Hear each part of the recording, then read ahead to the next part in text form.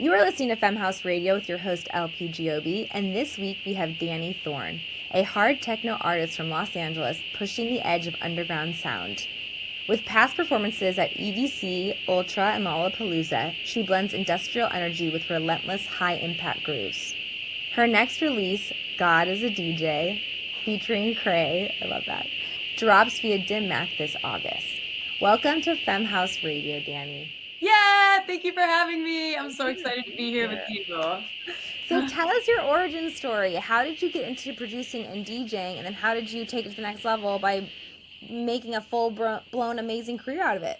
Whoop, whoop. Yeah, let me tell you, girl. Okay, so I personally love my story because it is self-built and anybody can do it, and I am a prime example of that. So I have zero musical history before deciding that I wanted to do that. I came into the scene as a raver in GA freaking all night long. You know, I just love the music so much, and I was doing that for a couple years, and then just one day watching an artist, Zed of all people, I was Yes. like, whoa, I wonder what that feels like. Like, because the energy was something that, like, at my first rave, like, stopped me in my tracks. So I was like, what is this weird connection with all these hundreds of strangers that, like, we're all on the same frequency, feeling the same thing? Anyway, that was like, it set into my head. And so then one day, I was like, well, if it feels like that down here, what does it feel like coming at you? You know? And I thought, because I didn't have any musical background or training, that it was something that I just could never do, that I loved music, but something maybe I couldn't do.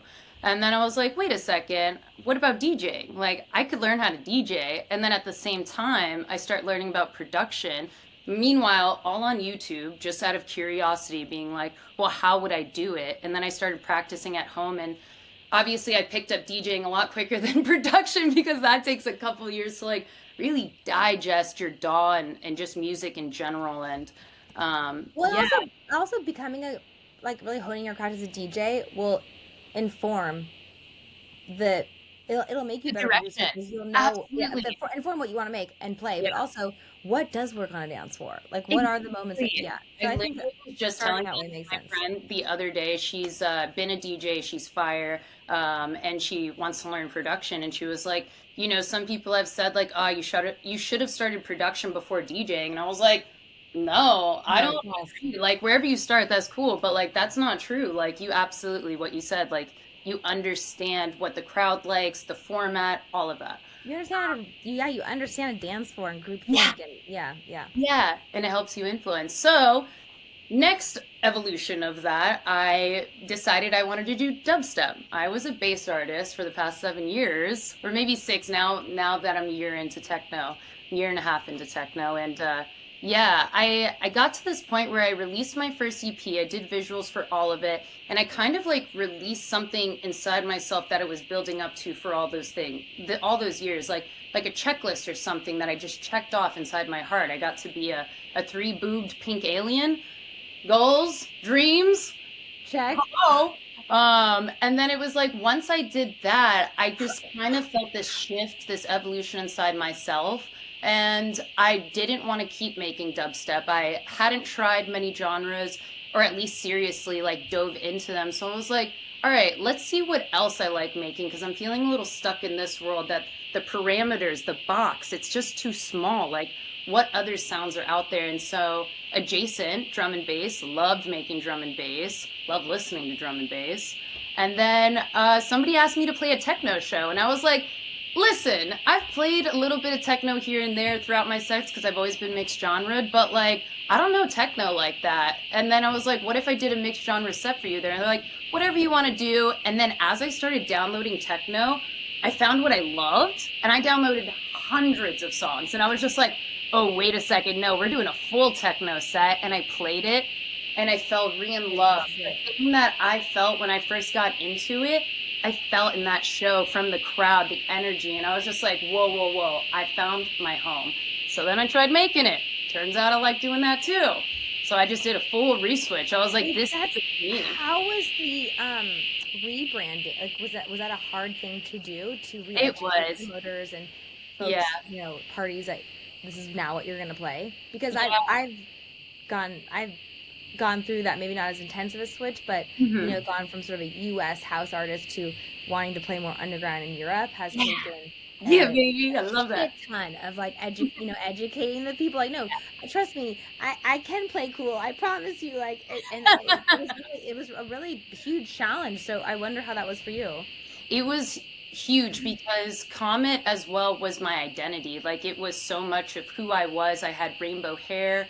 I ended up getting alopecia around that Ooh. time. Yeah, that I did that those music videos and that EP release, and it kind of started shifting things in my brain. All of these weird like who am I's started coming up at once, and so I had to stop dyeing my hair and bleaching it in that way just to protect it, and I wanted to go a healthy hair journey. Anyway, so rainbow hair, alien, comet, dubstep, that was my entire life and identity and who I was for so long. So as it started to break apart and I was like, who is this next version of me? Who am I right now? It was scary, girl. It was so scary. It was hard. Yeah, but it felt right. So I just knew that even though it was scary, I had to keep going. And then it all just started unfolding. How did your fans react? Actually, what's really cool is that bass music, while very different from hard techno, there's this weird bridge. The energy is similar in the sense that you want to rage, you want to just feel that like dark aggression. And so transitioning my bass fans into hard techno fans, they were all like mind blown. They're like, I love this. I didn't know I love this. Like, thank you for showing me this world. And how cool! It was so cool. Oh, I love hearing that. I have a side project that's called Dead House, where I weave in like the Grateful Dead jam band stuff into house music. And similarly, yeah, you would think, my agents in Europe are like, nobody can know about this. But in a similar way, it has I just got an email from this couple who are getting married because one of them was a deadhead, one of them was a raver, and they they found me and started sharing my music back and forth, and that was the beginning of their love story. So like I do think that there is a through line and a lot more, like, I mean, jam band, electronic to house music. More far apart. Yeah. There's a through line than that, and there's definitely a through line between what you were doing, and I think that's really awesome. Also, I find that you have a special, I mean, your music is great and your DJing is great, but I understand people just wanting to follow you. It like really the project being about the energy that you're bringing and what you're representing, no matter what you're playing. And I can absolutely see people just, that's what they're, partly what they're here for. So thank you for sharing that story. I am curious because I am very much outside of the world that you live in. What are the artists in your scene that you are looking up to, and what are some artists that we should be paying attention to that we might not know about yet? So many fucking cool artists. Number one, what I love about techno is all the subgenres. You could listen to techno in the morning, you can listen to it at night. There's very different vibes. What does morning techno sound like? Well, that would probably be more of like maybe like melodic or ambient, something that like is a lot less changing and variation, something that just like feels good. But yes, there's a lot of subgenres, there's a lot of different vibes, and I think as an artist creatively, that made me feel like there's so many tools to play with and experiment with, so I don't feel so like locked into very specific parameters, and I want to keep that going with my project. But there are so many cool hard techno artists that I absolutely love right now, starting with Nico Moreno. He is from Paris, and his energy live, every single song he's made, I'm just like, banger after banger, bro, let's go. I love it. Sarah Landry, I think, is probably one of the most notable that everybody knows now. I was wondering if you were gonna. So Sarah, I mean, she's like probably the only techno artist that I could maybe even name. That's so embarrassing, I know. But I got the privilege of meeting her during we did the Femmes, and she came to, and we gave her this award, and she's like, "Oh, I'm just gonna wing this as a speech," and it was I literally was I was in the front row sobbing. Like, she is one of the most charismatic people I've ever been. Like, I was like, oh, I get it. I do not like techno, and I will go to all of your sets. Like, I don't like techno, but not necessarily what I would go to. Yeah, but just she, similar to you, has that thing that is like beyond the music. Aw, I love that. Yeah, I haven't gotten to meet her yet, but I can see that through. She impressed the shit out of me as a human. Oh, I love that. Yeah, Yeah. she's so fire. And she's from, I think, Texas. So Yep. she's, I live in Austin. She's from yeah, Austin, so we have yeah.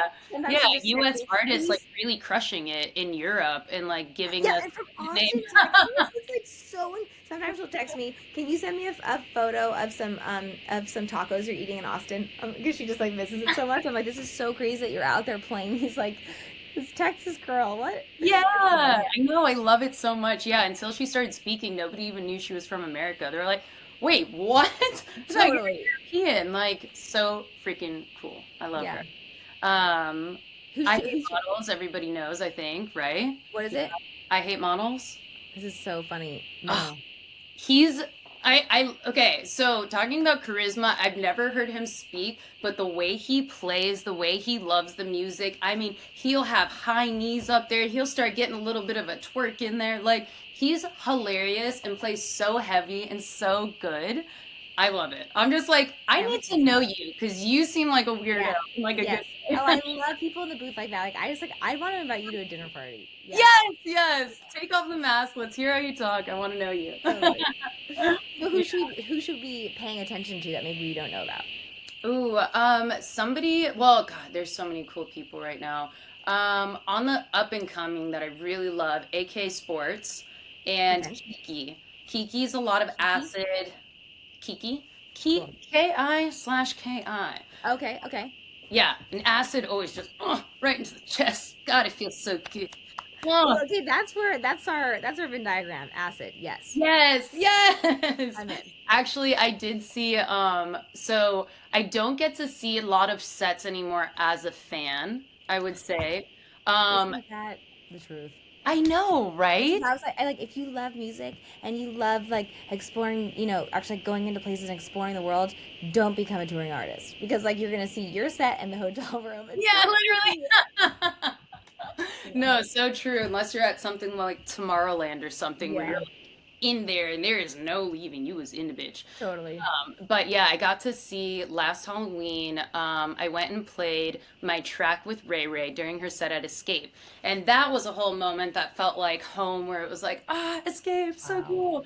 And then after we get this invite to go see Dom Dalla back to back Scream back to back. I'm totally blanking right now. Um, Whoa. Starting at midnight, finishing at 4 a.m. sets, and we somehow got to the front. I've never been in the front. We were right there, and they're playing for 4 hours, and I felt like a fan again. But there was these moments with like acid in the house, and I was just like, Wait, that sounds Scream. Okay, Scream. There's one I played Movement a few years ago, oh and yeah, I did an after party, and Scream was playing after me. We were on separate rigs for like that were quite far apart, like in this really intense, loud warehouse. I was playing. I was like do you want me to fade? Like, are you gonna mix in? Like, what's gonna happen here? And he within I would say literally he walked in. He probably heard eight bars maybe of the song I was playing, put his stick in, and then I realized, oh my, I don't know whose song this is right now. He had matched the key, matched the BPM without obviously without saying uh, this these days, and had found a song that had the exact same a different song with the groove of the drums were so similar that I oh, got lost and like, wait, is this? And then all of a sudden, boom, he was in. It was the and it happened in like incredible! 3 minutes. I was like, that was the most impressive mixin I had Wow. ever seen. It's interesting imagining him like walking up, hearing your song, and hearing that groove, and being like, immediately, I know exactly what I'm I gonna. got the key, I got the tempo, I got the bongos in the right place. Like Whoa, it was actually incredible. like there was a triangle even that was like playing with the triangle. I don't have that many tracks with triangles. Like Yeah, I was like, what the? I was geeking out. It was that impressive. is so sick. That was What a very sick. legend. Oh, Um, so one more question for you. What advice would you give your younger self? oh man. Okay, I feel like I'm gonna try to make it quick, but obviously it's something that you don't get as a kid, but you hear it a lot. Don't grow up too fast. Like, what are you in a Mhm. rush for? You're gonna be an adult for most of your life, so that I would say. And then it would be to not feel as much pressure about time and just let Whew. the universe guide you. because that's what it really does. But you still feel this pressure of like things have to happen in a certain time or da da da da da. And everything really does happen for a reason. So I wish I could just give that piece of self, you know?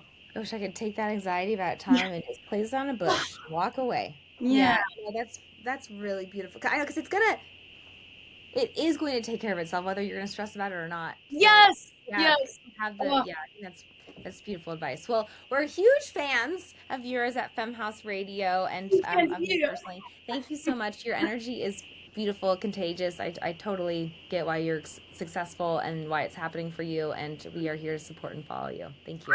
Thank you, mamas. Thank you for having me.